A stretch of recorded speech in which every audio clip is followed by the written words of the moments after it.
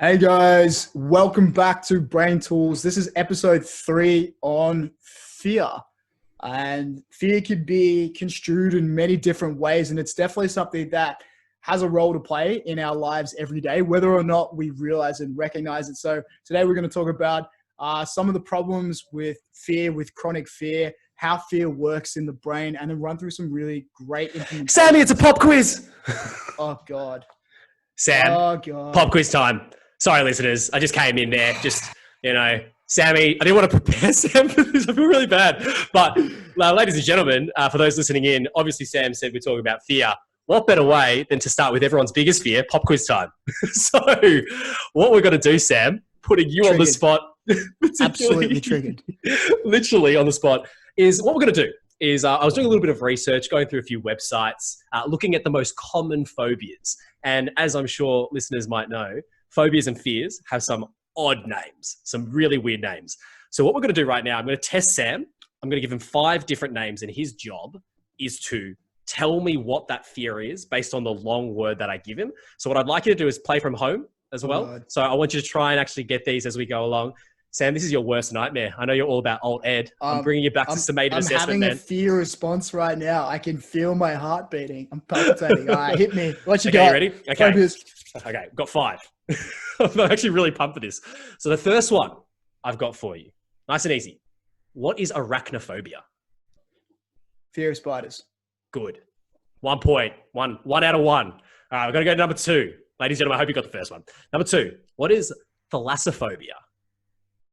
Thalassophobia. Thalassophobia.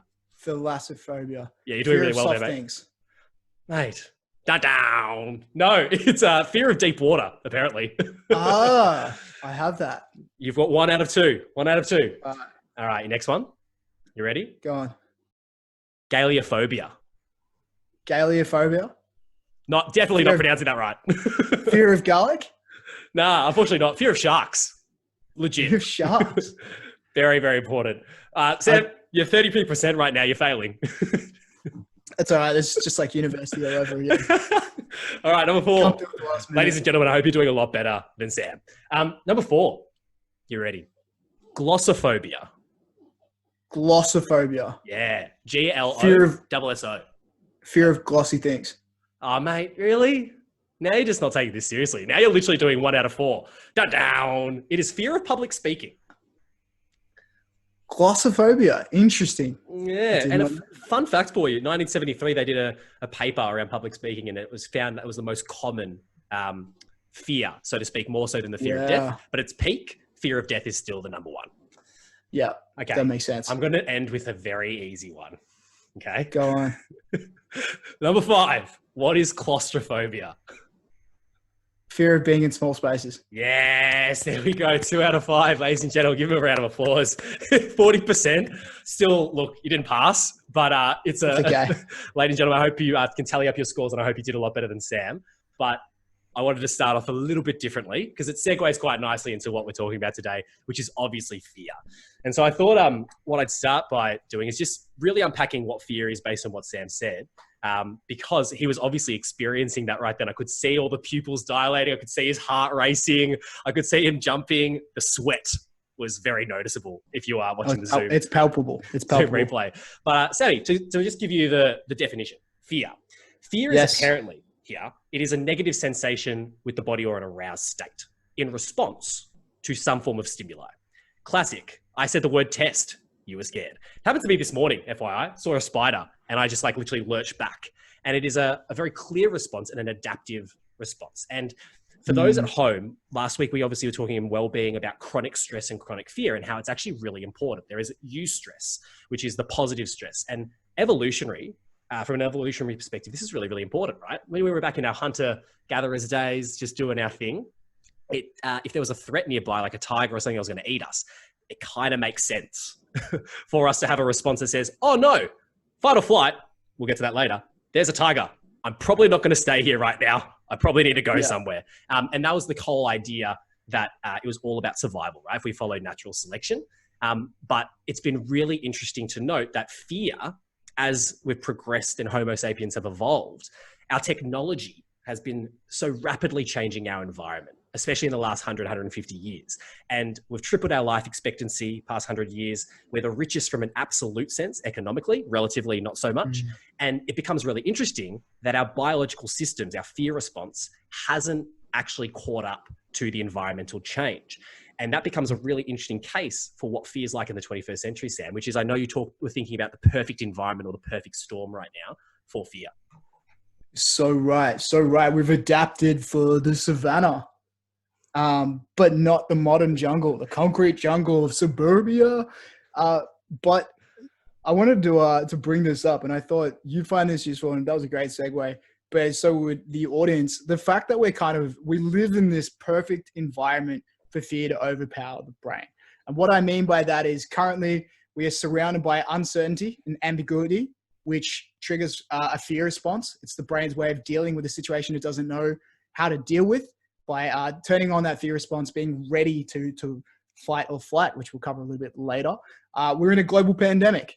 So the other thing that's happening now in terms of news is you think about all the stimuli, all the information coming into your brain, and it's all negative. It's all threat-based. It's all about this constant perpetual pandemic threat that's out there, which is creating this perfect environment for fear to run rampant.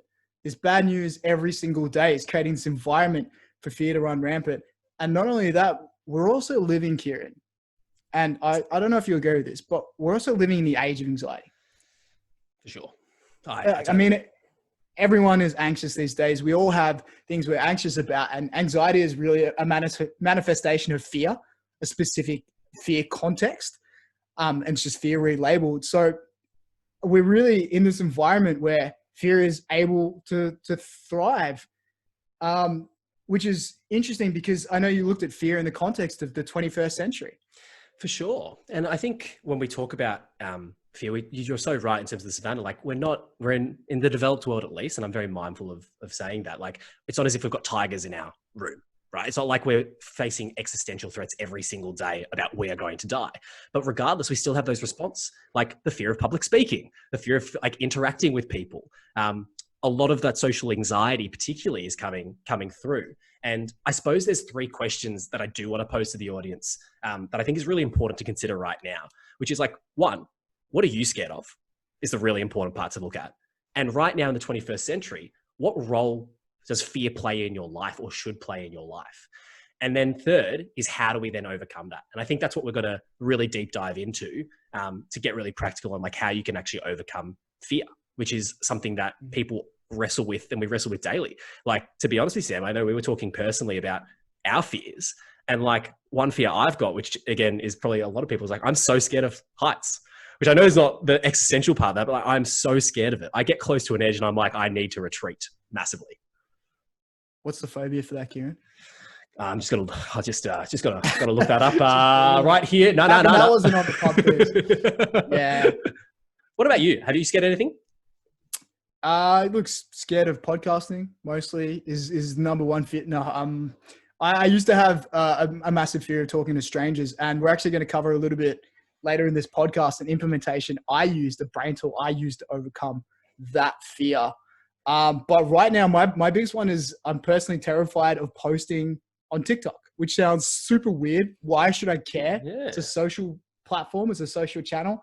It's not for me, not because of being judged, but because I'm trying to get my videos right.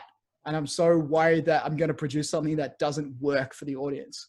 And it's not going to work for my brand, which is ridiculous. But that's my personal fear right now, to open up a little bit. God, so many deep and meaningfuls. Ladies and gentlemen, we're 10 minutes in and we're really talking about deepest, darkest fears right now. Mine being heights, Sam's being TikTok. Yeah, it's a bit of a contrast. A little bit. Mine's very 21st century. And the thing is, it doesn't matter if it's TikTok you're afraid of and causing that fear response, or if it's heights.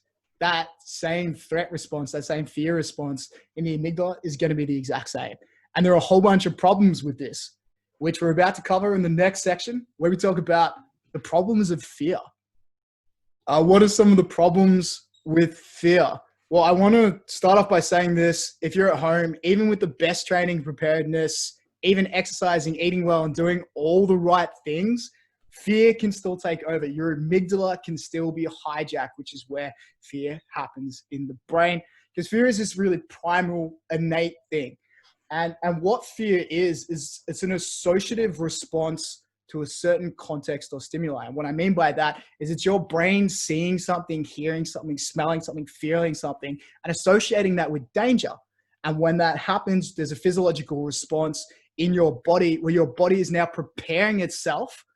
It's now preparing itself for that danger. And there are a whole bunch of things that happen. Cortisol is released, which is the stress hormone, through the secretion of ACTH, just a whole bunch of neurotransmitters. As your brain prepares your body and your muscles to get ready to move, adrenaline is pumped through your system. And the important thing to know here is that these fear responses, you would have felt them yourself now, right? Okay, and so with your fear of heights, or with my fear of TikToks, you get clammy hands, your heartbeat increases, the tension in your muscle starts to increase, and you feel like your body is getting ready to move. And it's kind of this response which people generally label as fight, flight, fight or flight. But that's not necessarily right these days. And Kirun actually has some really interesting research which might just blow your mind on this. I'm chewing at the bit on this because, as Sam's saying, it's so true. It's such an involuntary response. And we just want to reiterate, it's so important. Like, it has been so important. Like, if there is something dangerous, you do not want to die. So fear is actually your friend sometimes. But what they found very interestingly with this whole fight or flight business is that might not necessarily be the entire story. And Sammy, I want to talk to you about an experiment, 2018. Stanford. So Stanford have a lab that's all about sort of fear and visual responses. Some very, very interesting work. And there's 2 experiments that I think the listeners and viewers and yourself, hopefully, will really enjoy. Now, what the first experiment was all about is they basically got mice, okay, in a box, right? Sam, I want you to imagine your room is a box and you're the mouse. I'm really sorry because it's kind of COVID-19 right now. And this is kind of how it is. And I think you know that. So you're in there. Then basically what happened is over the box, they actually showed like a big shadow or a big figure. And the whole idea was to elicit the fear response in the mouse. And what was really fascinating about this, and Sam, you spoke about the amygdala, like the prefrontal cortex and the amygdala, that interaction, where obviously fear is in the amygdala, and the prefrontal cortex, for the ladies and gentlemen listening, all about the CEO of your brain, right? The rational thought.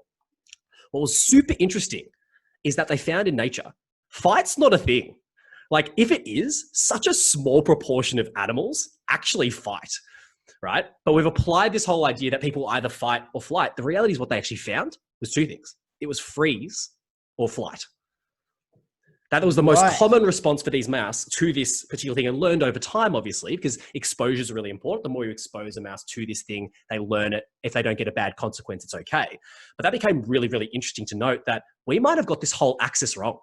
That, like, we might not actually be on the fight or flight axis at all. Like, I know freeze has come in recently, but you might have to remove fight altogether, which, mate, it's a bit interesting, which I find. What do you think? That is like really, really interesting, because we're obviously taught, if you do study neuroscience or psychology or any of those things, that it's fight or flight. Everyone knows fight or flight, you know? That's what your body's doing, fight or flight response. And it's one of those commonalities kind of thrown around. But this new research is suggesting that might not be the case. And I can actually personally attest to this. I don't remember ever being scared and thinking I'm going to lash out. It's usually I'm having a fear response. I want to get out of that situation, or I just panic and stop altogether. Yeah, absolutely. And it was so interesting that they did a second experiment. So when I said to the listeners and viewers at home that you are literally in a box, and I want you to imagine this, they actually replicated what they did with the mouse with humans. They literally got a room, scaled it up, and they had humans inside it. And what they've been using, which I've been so fascinated by, VR, virtual reality, is they actually use virtual reality to elicit some sort of fear response. So they'd see, for example, attack dogs or a shark, some of the common phobias that Sam obviously failed at in his test. Now, the key thing, sorry, mate, had to give you a drive-by there. But what was super, super interesting is, first and foremost, obviously novelty is a massive factor in the magnitude of your fear response, right? How new, how foreign it is really important. But what they found very, very clearly in this part of the brain, which I thought was really interesting, is you actually have sort of neurons that are linked with courage. So when they actually found that, they had an electrode through the amygdala as well. And that if you actually pressed on certain neurons in this courage center, it made people more likely to stay there and actually freeze, or I suppose confront what they were doing. But obviously when they pressed on the amygdala one, it was more likely to run and run away, which is really, really interesting.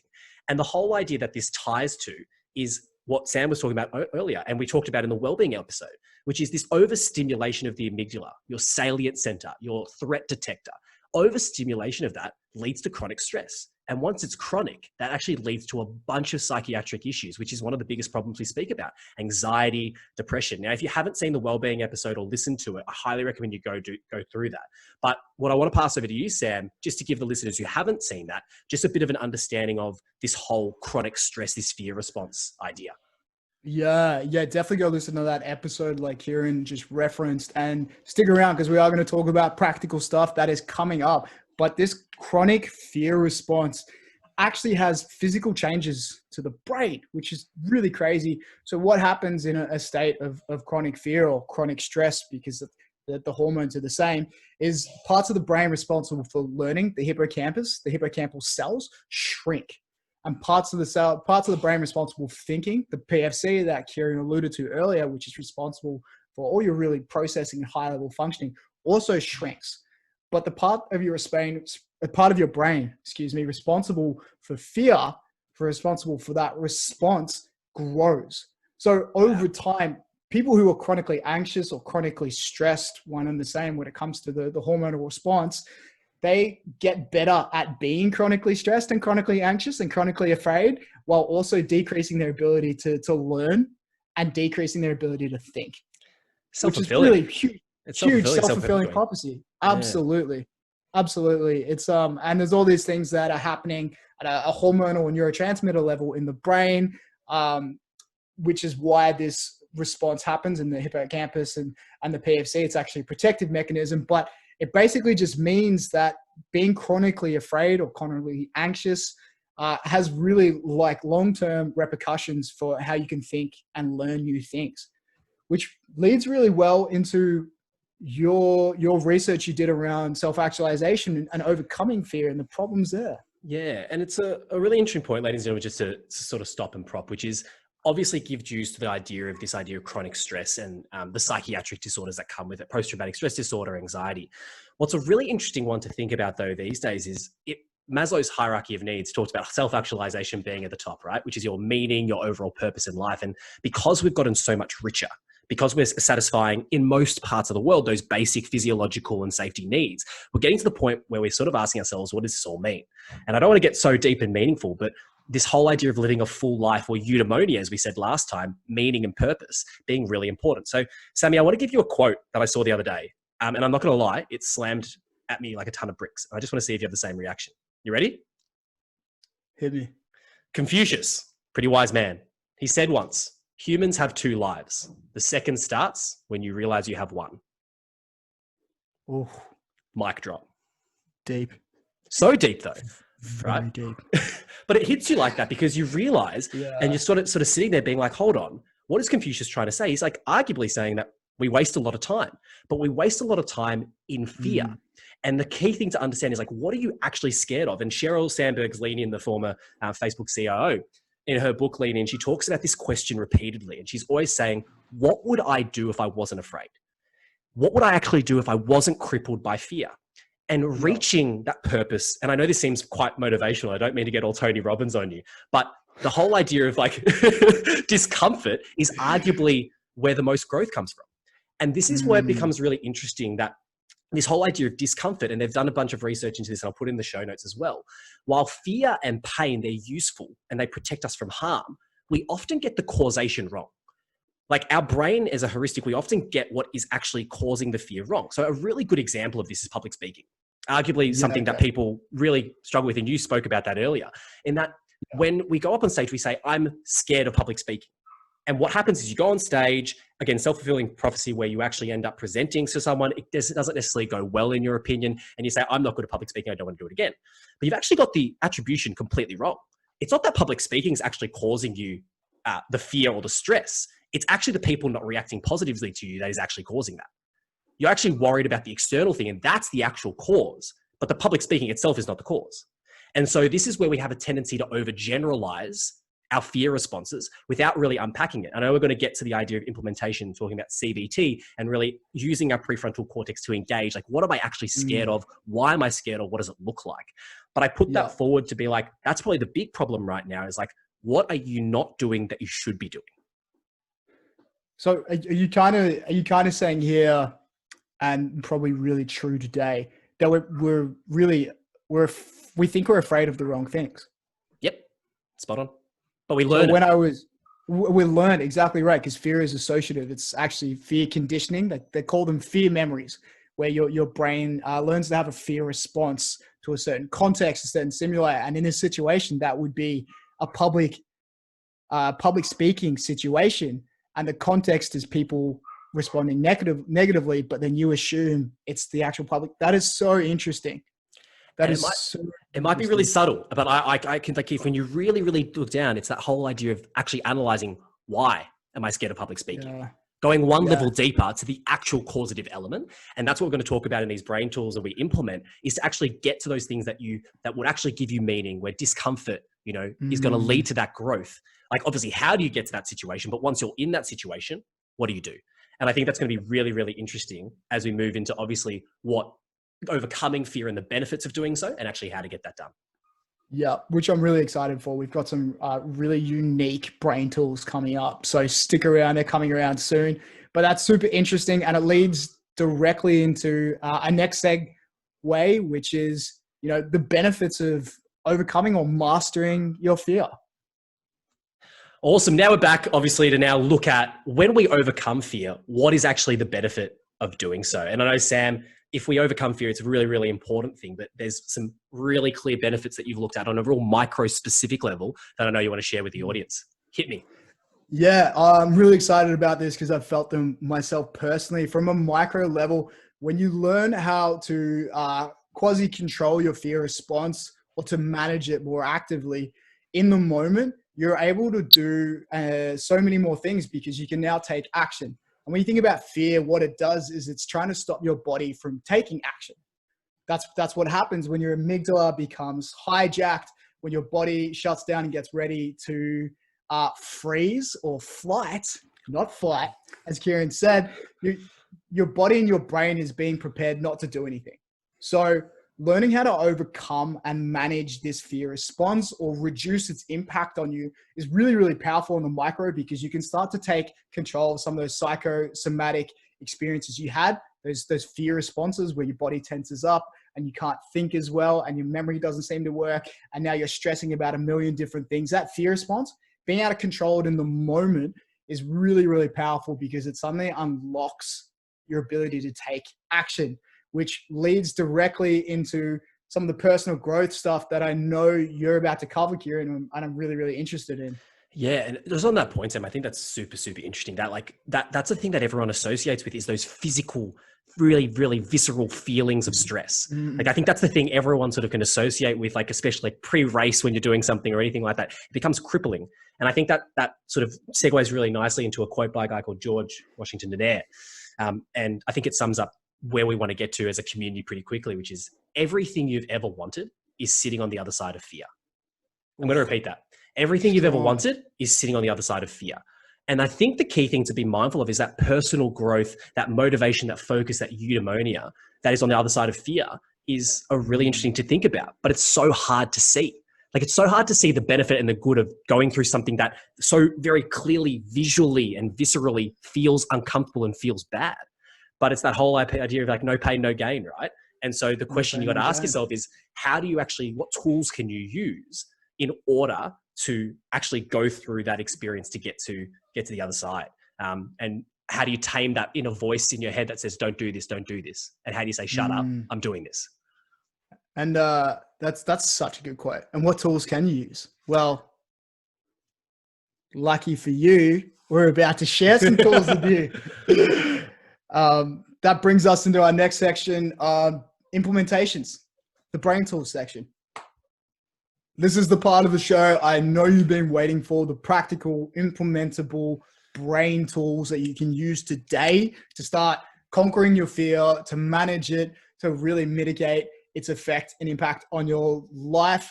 And Kirun, I know you had some context to how these brain tools work and help understand people why they work. So maybe it's best to start with that. Great handball, Sammy. Yeah, I think with the brain tools we're about to give you, and I think it's the same context as to last week, this whole notion of neuroplasticity. And I was doing a bit of research for this episode, and there's this guy called Dr. Andrew Huberman. He was actually the person that's sort of leading the Stanford team. And he has this awesome phrase that I think Norman Doig would love when the book, The Brain Changes Itself. And it's called self-directed adaptive plasticity. Now, it sounds really wanky. I'm going to be honest with you. Break that down a little bit. That is complicated. So all it means is you can change your brain by taking action. And the key thing is that inaction is not actually the way that you want to go about this. And you've got this whole idea of controlled exposure to fear stimuli, as you said, which helps you update your neural architecture. And I think we've been constantly convinced that when you're an adult, you can't change your brain. It's false. You totally can. But the barrier to entry to changing your brain is a lot more difficult because you've got a lot of preconceptions. And I think the key thing here to understand is the difference between what you think is real versus what actually is real. And a way I normally try and think about it is you want your what actually is, minus what you think it is, to be 0. That means that your idea of reality is at base level 1. And when you do this, you have a really clear understanding of actually changing and having control over what you're going to do. And that's the classic case when it comes to fear. Is Seneca, one of the greats? I know you love him, Sam, and listeners, if you haven't, Seneca's Letters of a Stoic are great, all about stoicism. If he says, and I'm going hard on the quotes today, if you would not have a human flinch when the crisis comes, train them before it comes, by Seneca. And this whole idea of simulation, of practice, of exposing yourself to things means that when the time actually arrives, it's okay. It's normal. That's why in the military, as an example, it's simulation after simulation after simulation. And I think that's where I want to pass over to you, Sam, in terms of your first brain tool, which is incredibly practical from an identification point of view. So I think we dive in. Yeah, I love that. And it's something the Navy SEALs always say is that we don't rise to our level of our expectations. We fall to the level of our training, right? That's just the way we respond as humans in stressful situations. And I want to talk about the first brain tool I'm going to give you is how you can control fear in the micro, in that very moment you're experiencing it, doing something really, really simple. Write down your emotion. What happens is when you write down your emotion in the exact word, you pull away resources away from the brain responsible for fear, the amygdala, and you shift them to the prefrontal cortex and the language areas of your brain, the language processing areas, Broca's and Wernicke's area, and it actually reduces the fear response. And they have done some research on this where they basically got a whole bunch of people into a lab and they stressed them out. They gave them really stressful stimuli, like really scary images, things they were afraid of. Maybe it was heights for someone like Kirun. And then they asked them to write down in their own words the exact emotion they felt. And the important part is to write down the emotion, the word for the emotion, whether that was stressed, panicked, worried, frightened. And what they found using fMRI, scanning the brains, was activity in the amygdala reduced, while activity in the PFC and other parts of the brains increased. And their physiological fear response, which they measure by skin conductance, the stress response, reduced. Crazy. That's massive, because what you're saying, which I find really interesting, is that just the simple act of noting the emotion means that, like, it's almost as if your PFC, your CEO, is being engaged that through that act of writing, which means that, as you said, it's sort of increasing the activity in that part of the brain. And then the CEO, the bouncer, is taming the limbic system, the animal that sometimes runs wild. Yeah, that's exactly right. And it's such an easy one to do. This is the brain tool. When you are feeling stressed or when you are experiencing a fear response, get out a piece of paper, get out a pen, and in your own word, write the emotion down. And that process of turning the emotion into language circumvents and shortcuts and short circuits the fear response. So that's my first one, which actually leans really well into your first brain tool, which is all about words too, in a different way. For sure. And I think my first one as a high level is to document all the stories that you tell yourself. And Sam, I think it was a really interesting point you talk about emotion. And as we're talking with the listeners, you've got to ask yourself, like, how does emotion manifest itself? And it normally manifests itself through story. But the story is not that we just tell other people, but the stories that we tell ourselves. And I'm a quote machine today, Sammy, but Richard Feynman, who I love, Nobel Prize winning laureate again, he said, the first principle is that you must not fool yourself, and you are the easiest to fool. And that whole idea of self-delusion is really, really pronounced. We tell our stories, self-stories, that obviously based on this emotion that convinces us of not taking action. And it comes that self-fulfilling prophecy that leads us not to do anything. And so to get really, really practical, if it takes Sam's idea of noting the emotion, from a recognition standpoint, ask yourself, what stories do I tell myself based on fear? And to get really practical, and I can share this with you, I've started recently with one of my mates, Ollie, who I'm reconnecting with in Melbourne. And he introduced me to this whole idea of IFS, and it's called internal family systems. For those that don't know much about it, I'll put it in the show notes, but it's just basically a form of therapy. And it basically posits that the whole is made up of parts, and those parts are personalities, and you want to talk to those individual parts. So for me, one of my individual parts I've got is the analytical part, if you haven't noticed already, which is this clear, like, Sam's laughing because he knows this in our meetings. It's like, Kirun, you bloody robot, what are you doing? Analyzing everything. You guys should see the Google Docs we have. The analysis is incredible. But this whole idea of IFS, and the principle I want to give you practically is find a person that you trust. Genuinely trust, and actually schedule into your calendar every single week for 30 to 30 minutes, maybe to an hour, and actually speak about the stories that you might tell yourself. And I've done this with Ollie over the past 2 weeks. And over the first one was a bit awkward.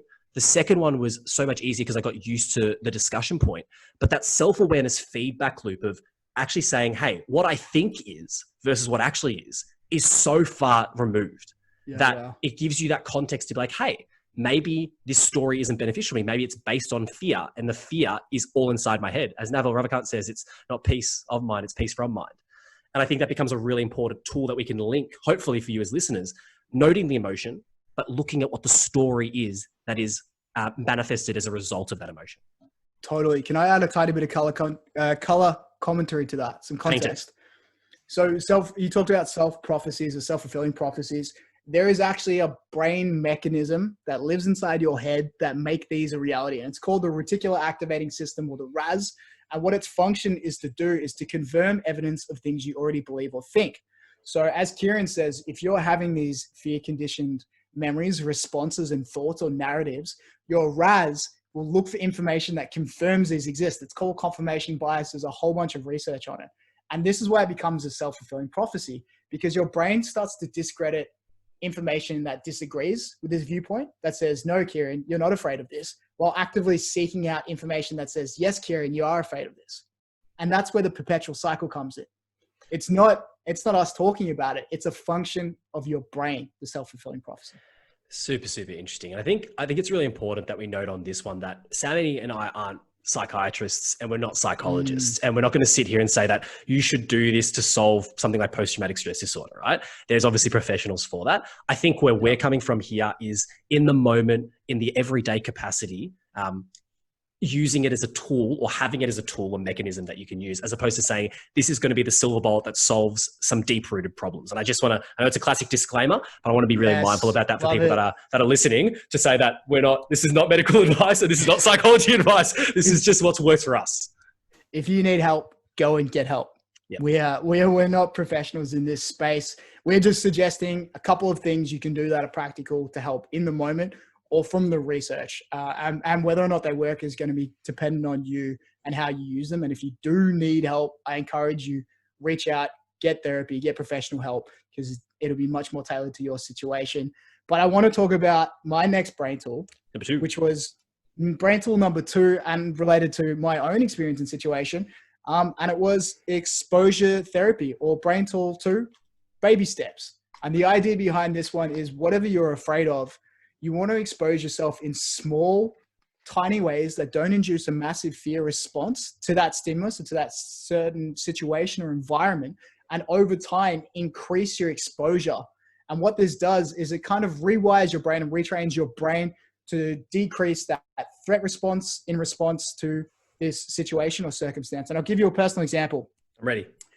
I used to be terrified of talking to strangers in public, It made me really nervous. I was that little boy who wouldn't even talk to a cashier. I'd get my sister, who was 2 years younger than me, to go in and order for me. Wow. I couldn't call up shops. I really couldn't engage with people who I didn't know. I was terrified.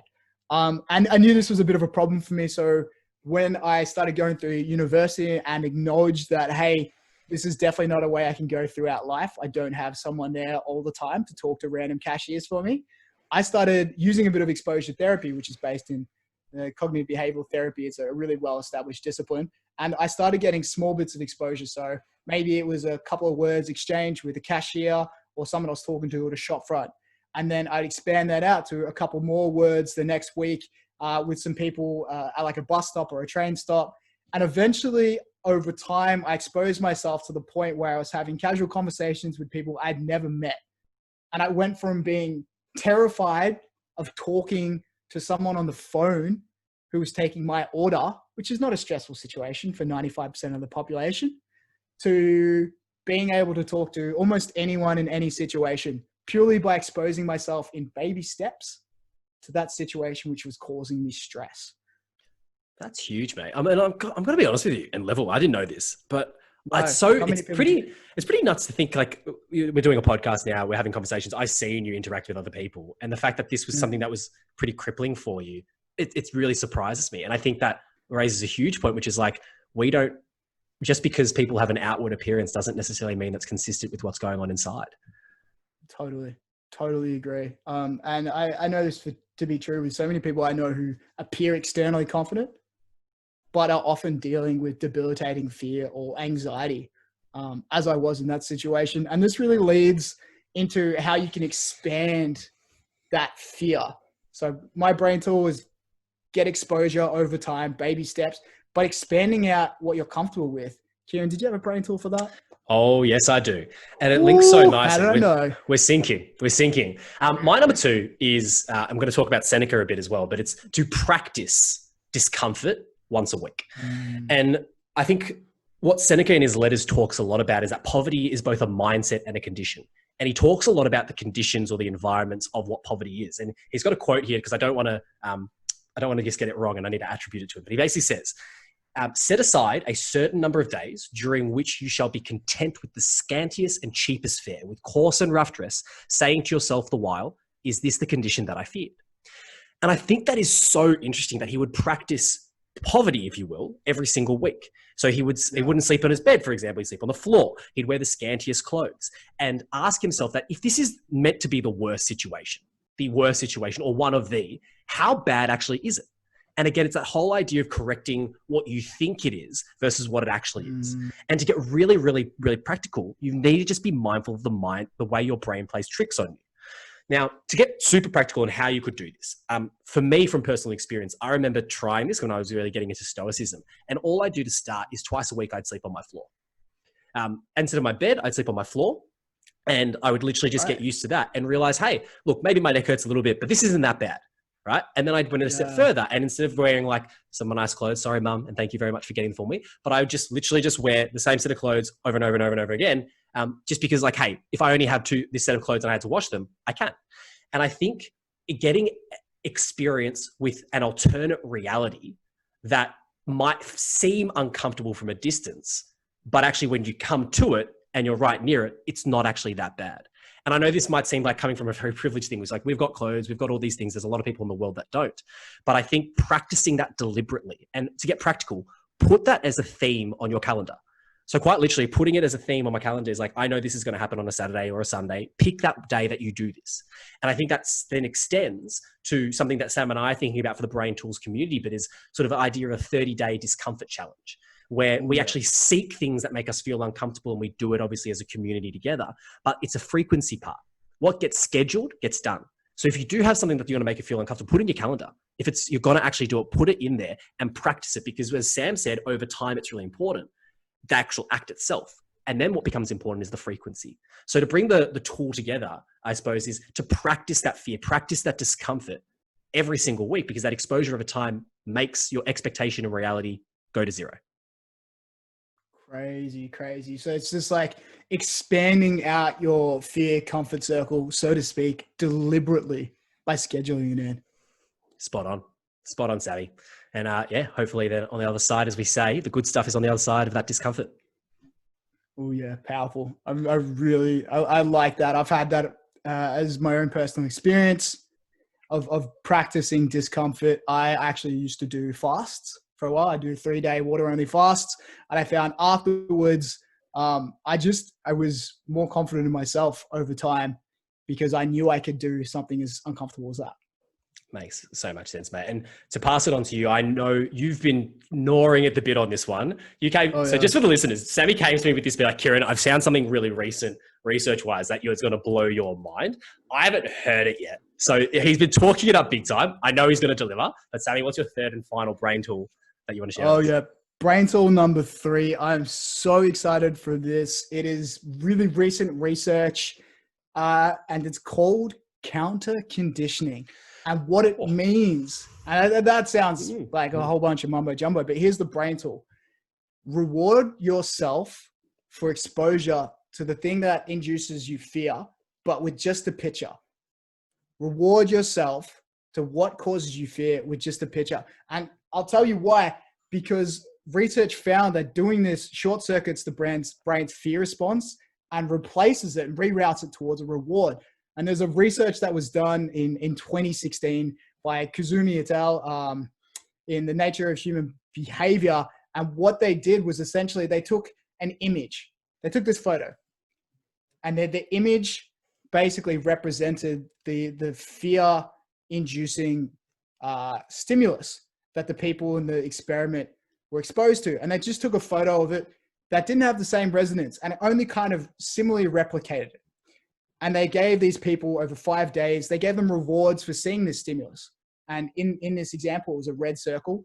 And day 1, they saw the red circle, they got a reward.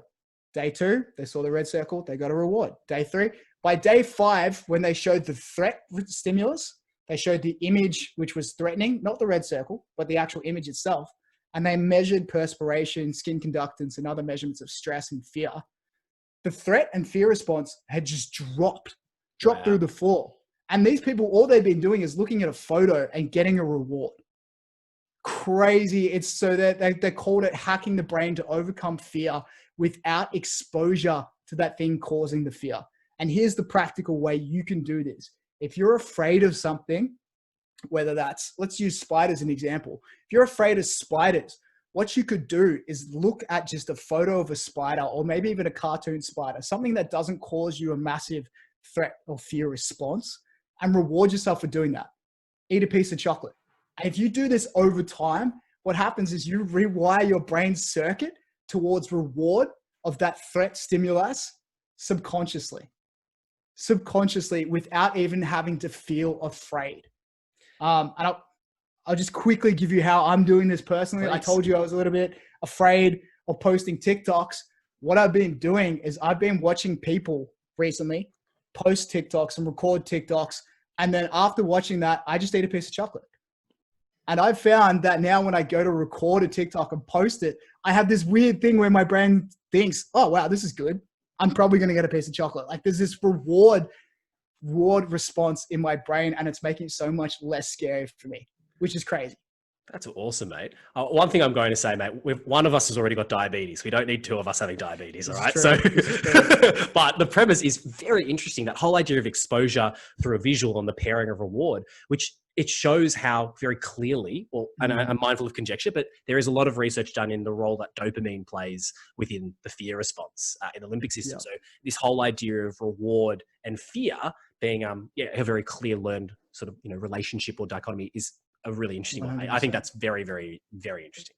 So crazy. And if I can say it in one sentence, right, this brain tool is figure out what you're afraid of, look at photos of it or a visual representation that doesn't make you afraid, and give yourself a reward. And doing that over time rewires your brain so you'll be less afraid of it. And you don't even have to do anything. That's huge. I love it. Huge, which is crazy. And I know it kind of leads into the last brain tool you have for us, which I'm really excited about. And it's more about systems.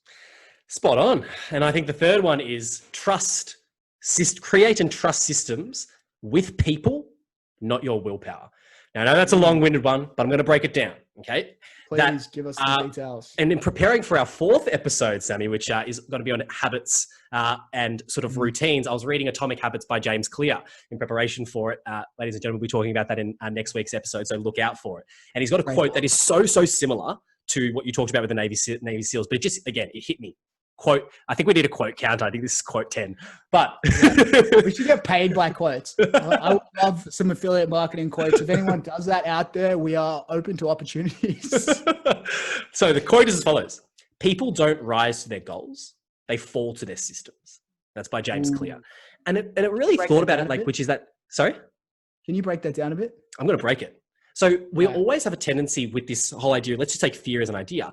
We think about the ideal of where we want to be, right? And we think about setting all these goals, like I want to overcome this, I want to do that. But we don't actually think about how we could design our life so that we are, again, exposed to things and we're actually acting on that. So the classic question that I'm asking yourself is like, if we want to overcome a fear, there's 2 parts. What's the system that you can create that if you fall over, and your willpower is not there, which again, I think people, a massive misnomer is to rely on your willpower a lot. Don't rely on your system. What's the system that you can create? I'm going to get tangible in a second, but based on that system, then putting someone with that system.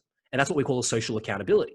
So for example, and this is a nice leeway into next week, but Sammy, if I wanted to run, as a really clear example, and I was scared of running, I was scared of the exercise and the response that I was doing, there's a really practical system that I can create, which is I could put my shoes right next to my bed, right? I might not mean I'll do it, but I'm going to increase the probability because going for a run is really hard. Putting on my shoes is not that hard, right? And you talked about that baby step. The next thing I could do is I could set 3 alarms. The next thing I could do is I could get Sammy, who might do this, to call me at 7 o'clock. And the next thing I could do is say, hey, Sam, meet me here at 7:15. And you start to introduce a social accountability component. And if there's one thing we've learned about human history, and I don't think this is a great thing, but it is what it is collective suffering's a lot easier than individual suffering. And the whole idea of suffering together, right, and having someone there that can guide you is actually a really important part. So for all these tips we've spoken about, involving someone that you trust in the process means that if you fail to reach for the stars, at the very minimum, your mean, your average, your systems get you there.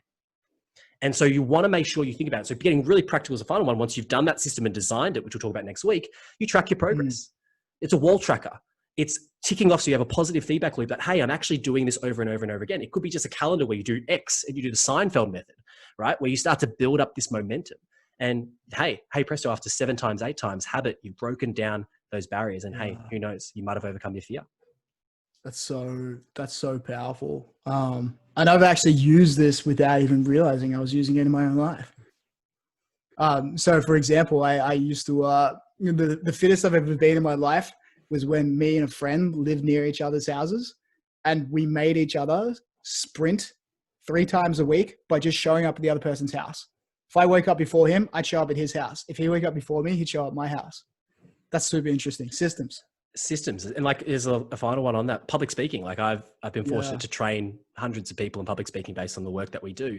And one thing that we've built into the system is to always make sure that people are preparing in pairs and that they're doing it in pairs. They're going back and forth. They build a relationship so it becomes a safer space. And that's the whole idea and premise, which I know we're going to speak in another episode, of psychological safety, which it creates that safety net. So those tools that we've given, hopefully, are going to increase the probability of you overcoming your fears. Totally. And just to wrap up those tools and cover them again, my 3 were: 1, write down the emotion you're experiencing in the moment to reduce the fear response. 2, baby steps. It's called exposure therapy in CBT, and basically getting exposed to what makes you scared in tiny little minute ways and step up over time reduces that response. And 3, counter conditioning or reconditioning, which is look at an image of the thing that you're actually afraid of, something that doesn't trigger a big fear response, and reward yourself for looking at it. And those are my 3. What were your 3, Kiers? Rapid fire 3. Number 1, based on what Sammy said, document all the stories that you tell yourself. Stories are a manifestation of the emotion. Document the stories you tell yourself so that you are aware of them and you can overcome them. Number 2 is practice and seek discomfort once a week at the minimum. Take the absolute bare bones, sleep on the floor, do whatever you will that is considered discomfort, and you'll realize very quickly it's not as bad as it seems. And the final one, number 3, is create systems with social accountability. Don't trust yourself, and I mean that in the nicest way. Trust your systems, because you'll always revert back to them. Love it. Super, super powerful. I think those are some really great brain tools people can start using today. As our episode outro to leave you with the 80-20, what is the 20% you could do for 80% of the impact, Kirun? What's your 80-20 for this week? What do you think I'm going to go with? Oh, it's a quote. Shock 11. Oh, wow. Shock and horror. Everyone's going to hate me after this, but I'm going to quote scream. Henry Ford this time. I want to leave you with this, listeners. One of the greatest discoveries a person can make, one of their great surprises, is that they find that they can do what they were afraid to do.